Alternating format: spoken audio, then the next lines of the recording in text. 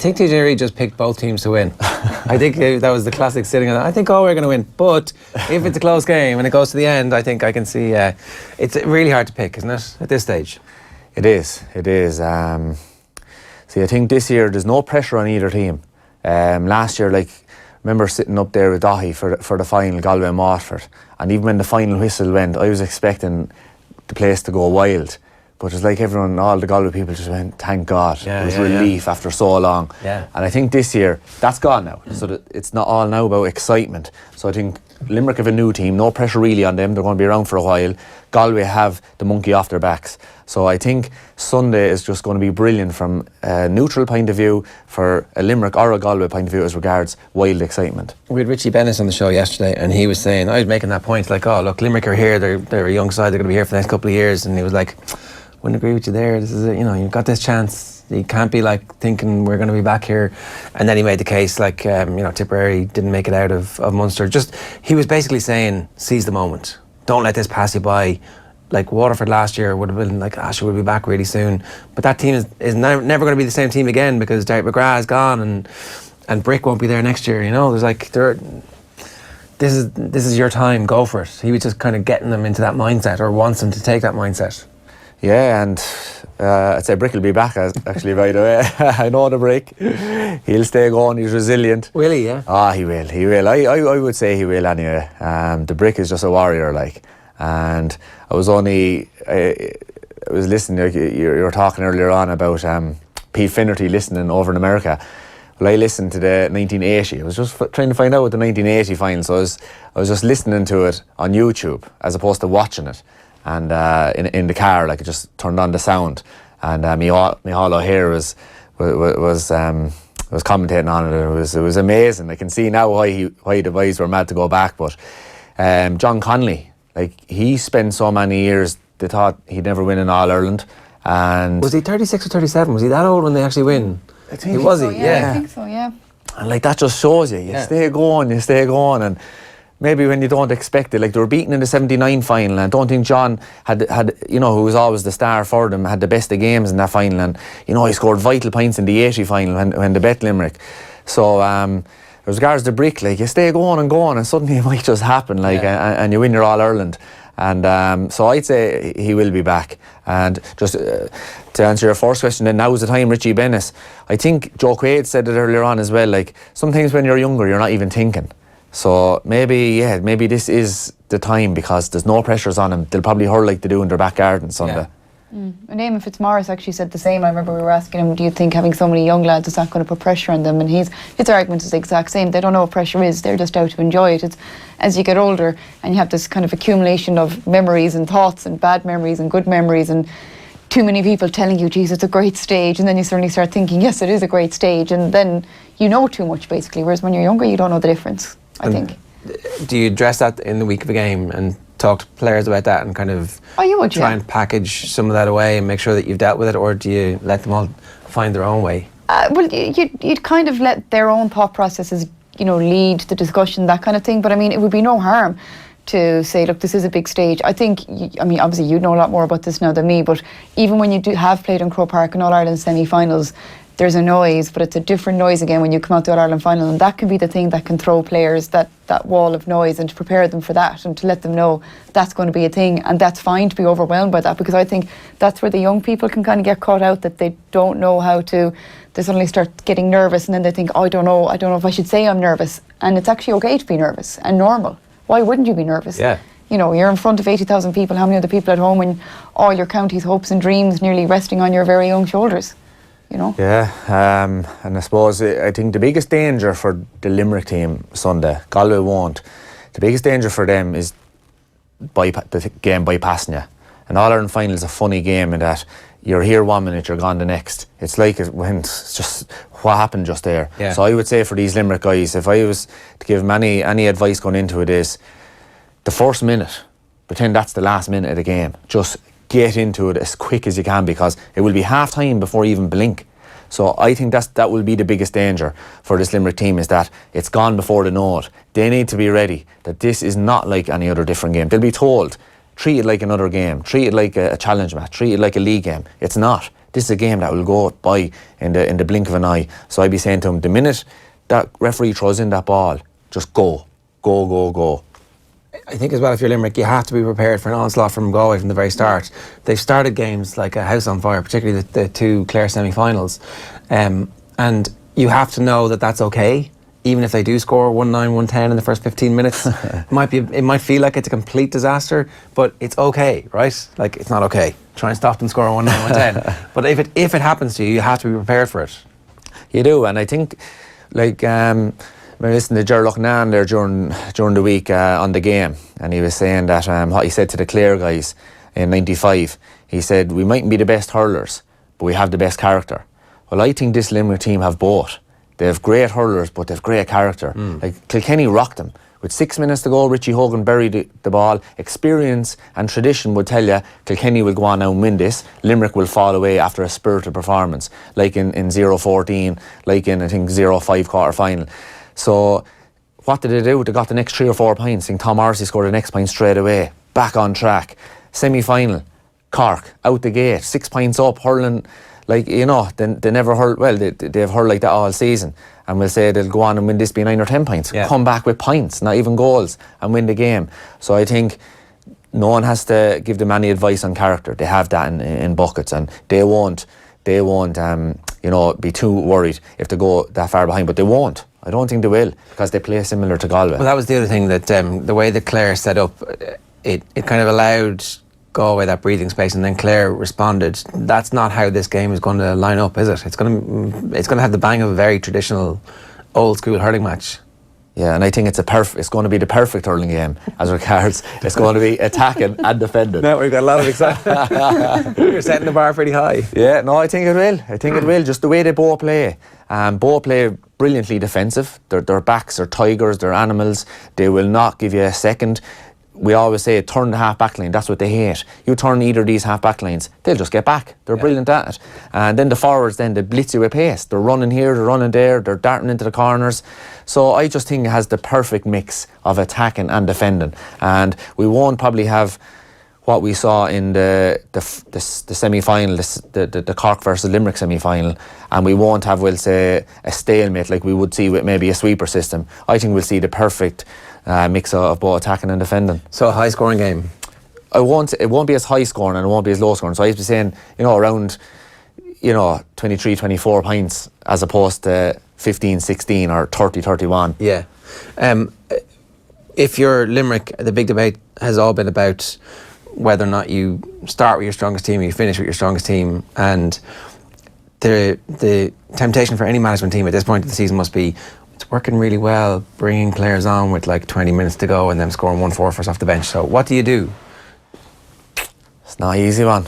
It's not an easy one. Like, you're trying to go back on past experiences, trying to learn from other teams.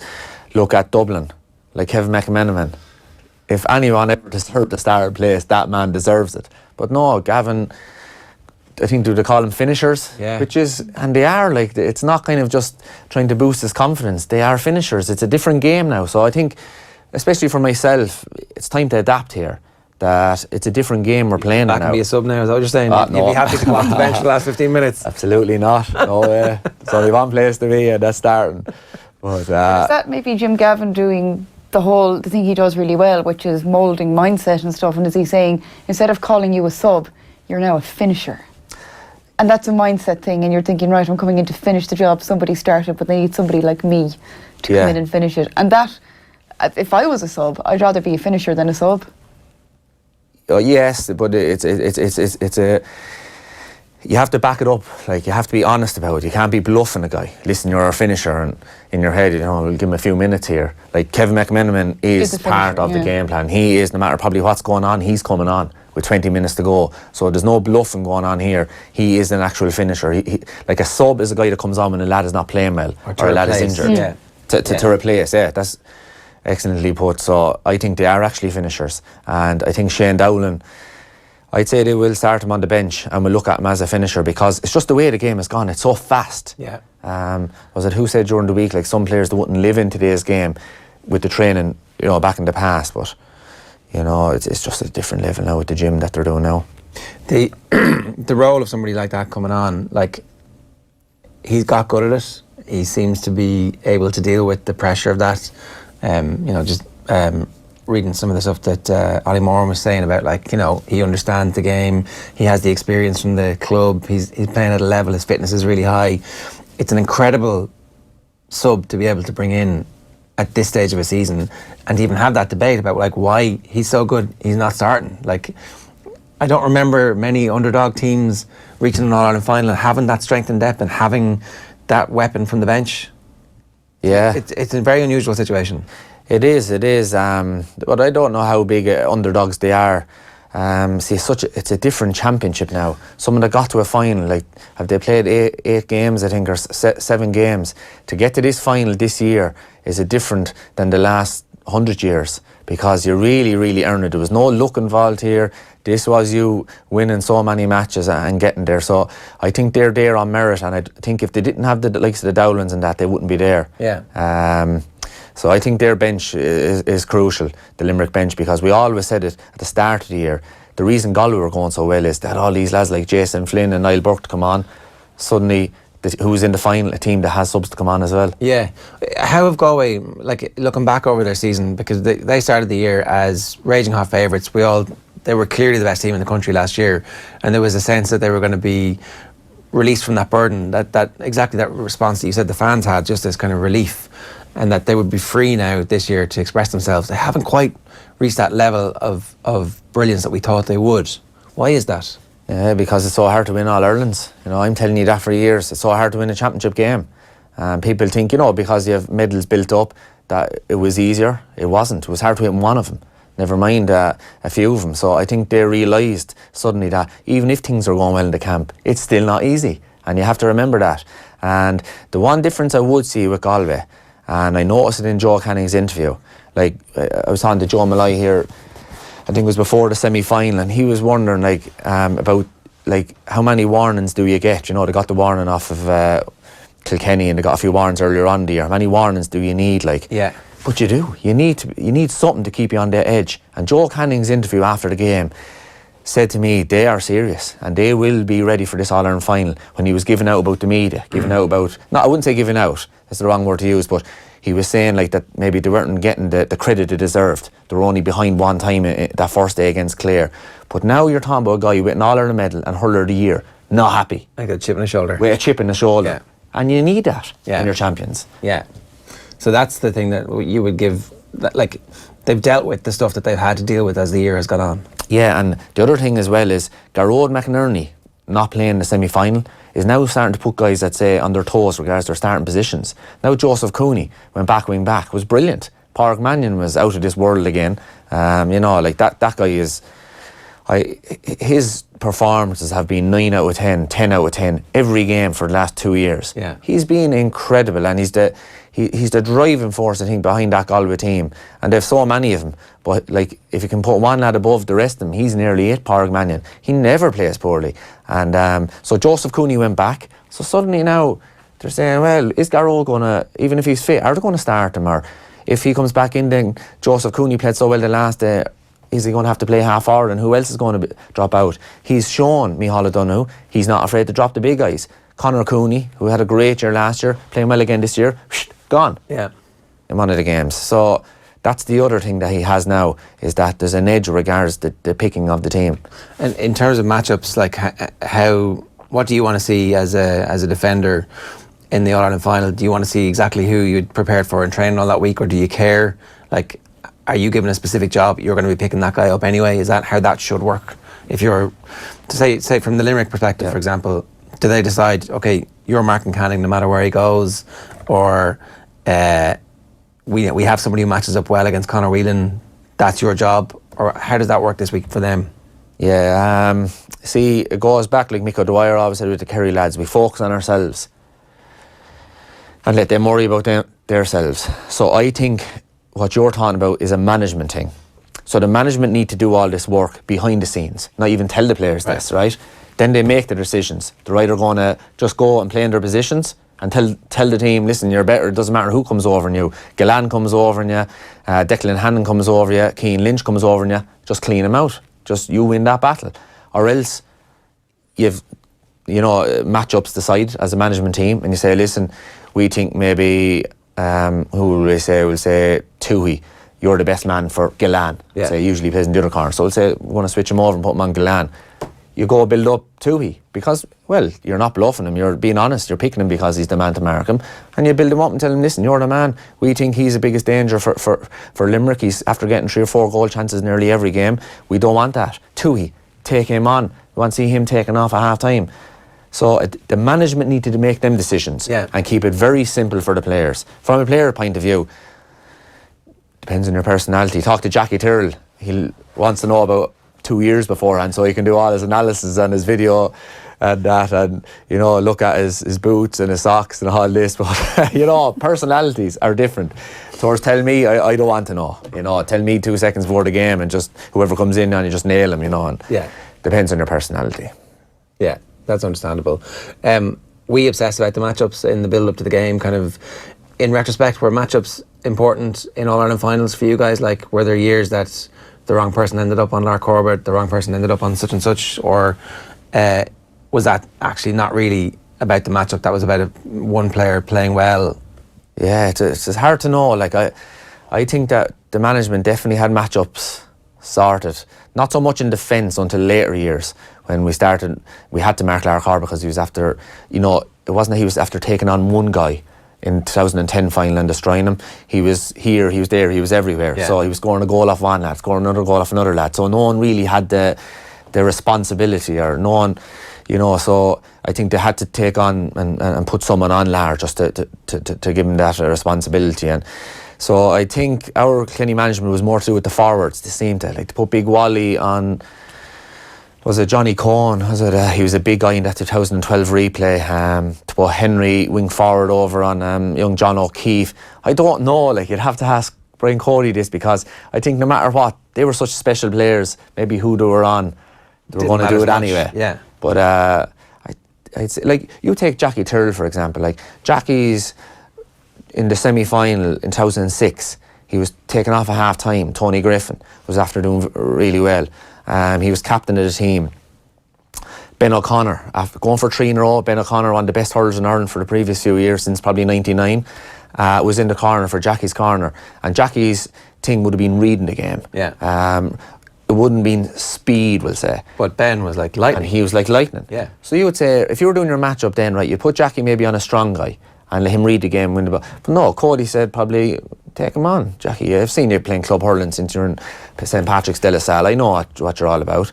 Jackie took on Ben O'Connor and was brilliant, and has been man of the match probably in most of the games he's played in since. Because you would, just thinking about that, you wouldn't automatically have said that he was the right man to mark Lar either, because Lar's game was pace and drifting and stuff, but in retrospect it worked perfectly.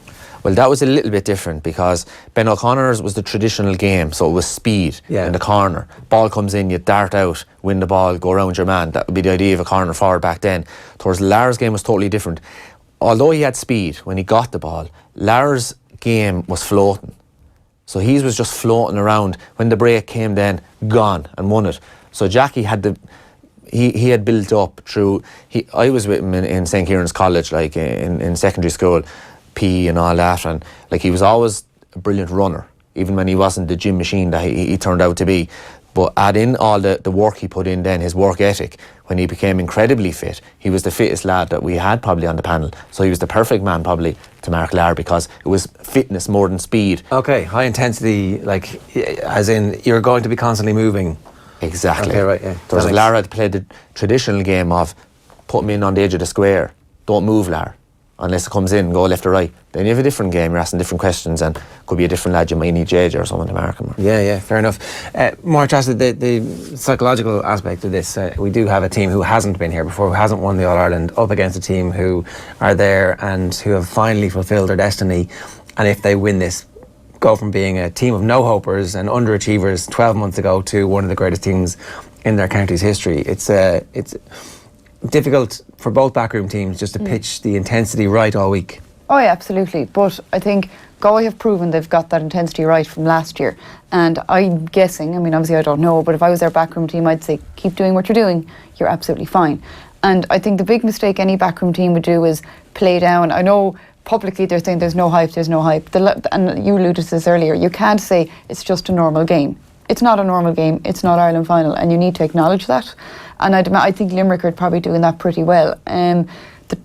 The trouble with Limerick, and it's trouble, I use the word loosely, is because they're coming up against the champions, and that does carry its own edge. But therefore, it'd be too late to start working on that this week. They should be working on that from last January, that, you're as good as everyone else, and with every game they've played, they've proven that. So that's what you work on. You kind of look to your past to predict your future, and you would say you're just as good. And their journey here has involved a match where they went a man down and dug out a result, and then losing another match as well, and having to come back from that a little bit off Broadway, which isn't necessarily the worst thing for them. That they've been able to demonstrate the character, and you can point back to the bad things that have happened this year. Yeah, and as well as that, and you can also say, well, actually that game you lost, you've done your 3 weeks on the trot, you were probably tired, and that's fair enough. And then you can look and say, well, actually the same thing happened to nearly every other county as well. So that's nothing out of kilter to the whole championship either. And the coming back 6 points from Cork, it'll be a big thing, because that shows you're up there with the best of them, you're as good as them, if not better. And so long as you walk out there thinking, I'm as good as whoever I'm marking here today,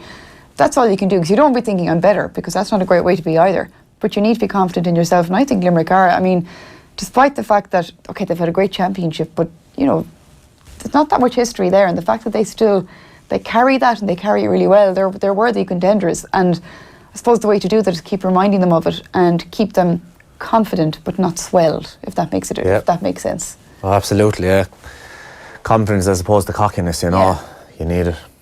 There was definitely a case to be made as well that Limerick not being in the Munster final and winning the Munster final was the right thing for this group of players at this stage of their development, because it's very easy for any team after a long situation like they've been in to get carried away. The Munster Championship was so great this year that winning it would have been this massive thing, and there would have been just a natural outpouring. Now, I know that there was the outpouring on the field a couple of years ago when they won one, but this is a different team and a different group. So the right thing for them was actually to be pissed off and to be nursing that grievance for a couple of weeks and to come through the back door.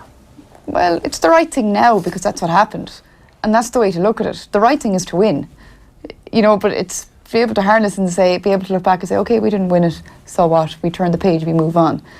Ideally, at the start of the year, was John Kiely and the gang sitting down saying, look, we won't win the Munster final, and sure, we'll be better. They need the longer road, it'll be better for them. I don't think so. Do you think? Oh, you win everything. It's like hindsight. You look back and say, the reason we won the All-Ireland is because we lost. But maybe if that had won it, look at Clare in 95, after the heartbreak of 93, 94, getting hammered in the Munster finals, win the Munster final. And you'd say, listen, like Shawnee McMahon has often spoke about, that great centre-back, he treats that All-Ireland final that Munster final as a better memory than his All-Ireland final wins. And so you'd say, listen, they would have got carried away maybe and would have been happy enough. Everything else is a bonus, but they won the All-Ireland 95. So I would say win everything you can. So, no, I'd win that Munster final. In retrospect, it worked out for them? Yeah, listen, they're there still, so it hasn't been bad so far. Yeah, all right, so who's going to win? Who's going to win? I'll go with TJ Reid now on this. I'll give a double answer, but me head is telling me Galway, because after listening to Joe Canning's interview and with the whole Joseph Cooney go back, I think they have the edge which they need. That will mean them winning depends on their forwards defending. If they go around like tigers, like Joe he got man in the match, but he looked angry the last day. Now you can't be angry in a bad way, in a good way. Yeah. And just that gives you that edge. And they only won a point in the end. So if they come out like that in the final, they will win. That's my head. But I always go with my heart. So I'm gonna go with Limerick. Because I just think this could be their year. I was just so impressed with them all year. And I did make a prediction there, and there was a fundraiser there at home, and I said Limerick and Clare will be in the final and Limerick would win, Gillan will be top scorer. So I know Clare aren't in the final, but I think Gillan will be top scorer and Limerick will win. I just think the momentum is with him, which you love, Ger. Yeah. Not real. And they've treated it really well. John Kiely, the leadership coming from the top has been brilliant. And I just think that they have the stuff to do it, and they have the movement to beat this Galway team. MT, you spoke about earlier on that you can't really take them on physically, even though Limerick are a physical team. Yeah. You have to move them around the place. So asking questions of them that way. Like Daithí Burke will like the ball come down top of him all day long. He'll just shove you out of the way and catch it. Mannion the same, Toohey the same, Hanbury, they love that kind of a game. So move. I seen the semi-final I was up at against Cork. Mulcahy's like a new player. He's like a young lad again, scoring 4 or 5 points nearly every game. He was brilliant. Young Flanagan, you know, he's after having a great Munster campaign. The final should be good again. And who's in the other corner is I forget now who's in the other corner, but We can put the teams up actually. yeah. We have the Limerick team. Yeah, we can have a look at the Limerick team. So this is the team from the Cork game. So this is the one that started the Cork game. Is it Galan, Flanagan, Yeah. Mulcahy? So it's Galan, sure, we all know that the year he's having. Will there be any changes to this team, do you think? So that's obviously Shane Downey didn't come into the 57th minute. And that obviously is a team that has extra substitutes because it goes on so long in that match. Yeah, no, I don't think there'll be any changes. They'll go unchanged. The only questions you would have would be like Casey has been brilliant every day he's come on, and the Piercing man as well. Like they're all the Piercing lads seem to come on. Pat Ryan is having while all the talk is about Dowling, like Casey and Pat Ryan have been brilliant coming on all year. So you know he might try and you see who do you take off that Limerick team? Usually you take off the team might be going well, but there might be one guy not going well. But that team has been brilliant. You know, so and punishing them by not starting them in an All-Ireland final isn't a great message on the week of the game, is it? yeah, and to be only for no reason. Yeah, we're doubling down. You've got us here. It's great. The subs are the subs. They're finishers in this case. Yeah, you can see it being hard to make any changes. That's sure the Galway team that started against Clare in the replay. Is that the replay team? Yeah. Yeah. Yeah, because obviously no McInerney. So are there going to be any changes to this, do you think? Like, there has to be. Yeah, no, I think probably. McInerney will come in, centre back. Now, which is... See, it was a different game against Clare. Because you knew there was going to be a sweeper and you didn't really need... You know the way the 3 and 6, the full back and centre back is so important, especially on a 15 versus 15 game, which is going to be Sunday. Yeah. Well, I think that's where you need... I think McInerney has been incredible the last 2 years. He mightn't be doing that, but he's stopping attacks. So, Daithí Burke and McInerney in front of him against Limerick is exactly what you need. Is what they need. Yeah. And the mistake they would make is Cooney, Mannion and Aidan Hart were so brilliant in the semi-final that, listen, let's not change what's not broken. But listen, they're brilliant, but McInerney is another level again. Yeah. So put McInerney back in, Mannion out to his wing, and I would still play Joseph Cooney. So put him back up in the forwards, and then depends then whichever of them is not going the best. In training, and because Yeah. some of them seem undroppable. Yeah, well, I think Cathal Mannion has probably been he's been brilliant all year and hasn't been too much about him. Yeah. Again, in the semi-final, he didn't score a lot in the semi-final, but the amount of ball he was driving into the full forward line. So I think he's undroppable. Like I would say Cathal Mannion, Conor Whelan, Glynn and Joe Canning will be undroppable for the final. So it's probably between Conor Cooney, Niall Burke and Joseph Cooney and Jason Flynn probably for them 2 positions. Them 4 players for the 2 positions. Yeah. Who's the hurler of the year at this stage? If Limerick win, the likelihood is it'll be a Limerick hurler. Yeah. Who is it? I'd say Galan. Galan, if it's... But it depends on who's man of the match. A lot of them have played well so far, but I think he's the standout. He is the standout, Galan. But if Galway... I was looking at this, to be honest, during the week, and he was the only guy who could really pick From just Limerick. at the moment. Yeah. It depends on the final, because a few of them have played very, very well all year. But it's more a team towards... On the Galway team, there could be 5 or 6 of them. Yeah. Like Joe's he's gone to another level again this year. Yeah. He's played absolutely brilliant. I think Mannion is my hurler of the year so far. Daithí Burke is not far behind him. I think Mannion's favourite. Did Matthew Hanlon pick Mannion? He did, yeah. He picked Mannion during the week. He picked Mannion, yeah. He's been incredible. It depends on who comes out with the 10 out of 10 performance. You look at like Shane, like someone's going to come out with an unbelievable performance Sunday. Who's it going to be like? When did the talk amongst your teammates turn to hurler of the year? Was it like just before the All-Stars? Like, ooh, who's going to get this? It was kind of the Sunday game that night. Well, everyone was a hurler of the year in the dressing room after the game anyway. So. Yeah, okay, some quick comments. Isle Cody, how you doing, Isle? Says, Day made Tommy Wilson off the ball. I'm disappointed though he's in studio because we don't get to see what's on the wall behind him and probably won't get the usual Tullaroan tales and those of training his vicious under 6 and under 8s. Yeah. Yeah, well. We did get a Tullaroan mention in. The refereeing, your under 9s. Yeah, well, You do not blow frees. There's not like... Under 9s hurling the heads of each other. well, there was a good... We played Danes 4 in a challenge match under 7s there last week, and Dan Quigley was hurler of the year. Talk about hurler of the year. He was hurler of the year in 1968, I think it was, for Wexford. But his grandson plays for us, young Daniel. Right. Scored a great goal during the week. So that's what I was talking about. You can't bet breeding. I can't believe you're stealing Wexford hurlers. That's terrible. Declan Ward says, Tommy, you're a legend. Great analysis, stories and passion, and loads of people saying they could listen to you all day. Philip Jordan, James Carroll. Porrick Hughes says, Kilkenny were very successful because Cody kept all the players on their toes. At least 1 or 2 changes every game. Nobody felt safe. Galway should be doing the same. I still think we'll win by 4 or 5 points. There was a period of time though where the team was so good it picked itself, wasn't there? Mostly like 07, 08. That team, there weren't a whole heap of changes in those games. I'd say there was. There was always 2 or 3. Cody, I'd say average 3 changes nearly every game, yeah.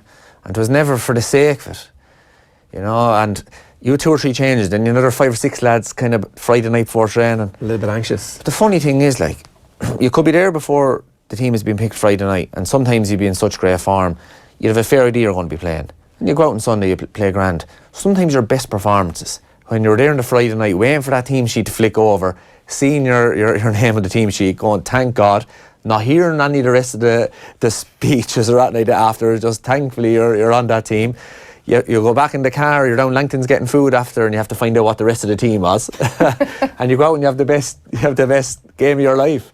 And because, I don't know, you're just on edge. You're talking about mindsets and thinking about winning that. You're just thinking about that first ball. If I'm marking Johnny Glynn, if I'm marking Joe Canning, he's going out, but I'm going to be out before him and I'm going to win that ball. And you know, so that'll tell you about mindsets and picking teams. And but I think Cody, you know, it was a flip chart. It was literally a flip chart. Yeah, he didn't call it out. It was like, so somebody written it out. Was the handwriting good? Was it block capitals? Well, sure. He had the cop on.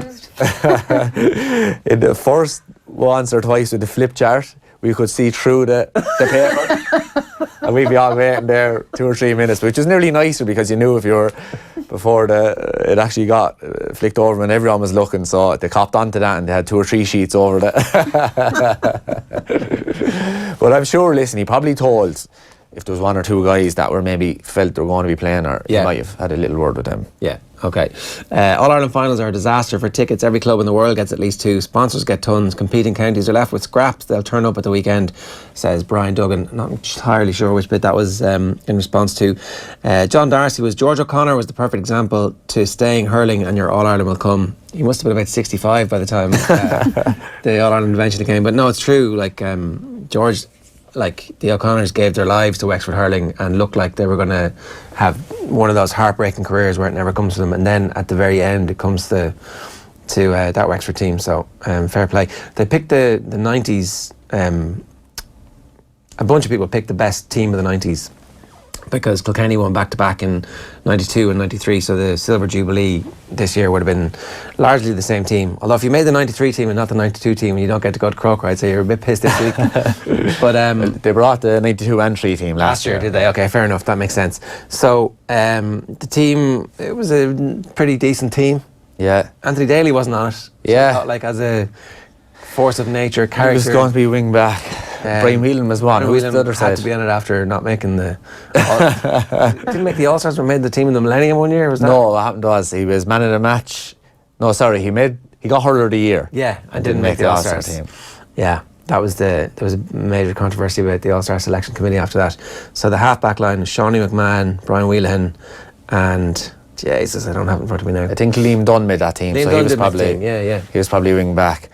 See, it's like acting like who do you leave off? Like, I remember hearing a great story about this family. They did a competition. I won't say the newspaper, and I think it was to win a family holiday to Orlando, over to Disney World, and it was for 2 parents and 2 kids. So the family won the holiday anyway. The problem was they had 3 kids. So they asked the paper anyway, listen, we actually happen to have 3 kids. Is it okay if we bring on the third? No way would they do it.